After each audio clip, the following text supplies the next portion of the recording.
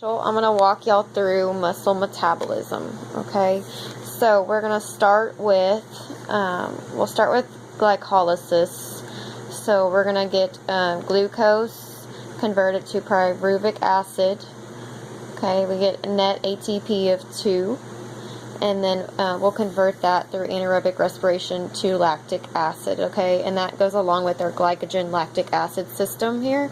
So this is going to be like 30 to 40 seconds of maximum activity, converting that glycogen to lactic acid, okay? When you're starting out, so we'll mention brief exercise. We use myoglobin to supply oxygen, but that is real short. It only lasts like a limited amount of time, and it is aerobic, but it's short lasting because you're using that myoglobin in the muscles. All right. Then your body will switch. When we talked about anaerobic respiration, that means think of without, okay, without oxygen. So immediate energy, we're using that phosphagen system. We're going to talk about those two enzymes, myokinase and creatine kinase, okay? So myokinase, you'll notice that little P, that's my little phosphate that was donated. So my ADP donated a phosphate to myokinase, that enzyme, so it became AMP, okay? And then it added it to another ADP molecule, which created ATP. So that phosphate group was added to ADP. The enzyme just helped speed up that reaction and made it into ATP, okay? Then we have creatine kinase, which is kind of similar. We're just using a different type of enzyme. So you start with creatine phosphate, and guess what? It donates that phosphate group. Then becomes creatine without the phosphate, donates it to an ADP molecule, which in turn makes that an ATP molecule, and you're using that enzyme to speed up that reaction.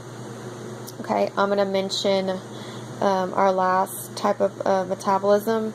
So that's going to be aerobic respiration. That's when your body decides, you know, you've been working for a while, so about after 40 seconds of work or so, your respiratory system, your cardio system needs to catch up, okay, and deliver that oxygen to the muscles to meet that ATP demand. So this one produces the most ATP, okay? You're going to get your most bang for your buck here. So 30 minutes or more, you're going to have more of that glycogen and glucose are going to become depleted. So then that's when we switch to that, people say, fat burning zone, or what you would call, you're switching to more fatty acids being used.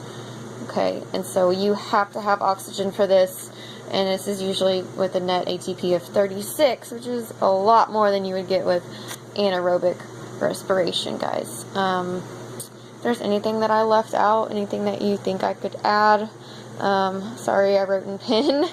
I did plan this out beforehand, and then I wrote it in pen, so I'm sorry if it looked a little confusing here with the scratches, but I hope you guys understood with my diagram how all these things work together for muscle metabolism. Thank you.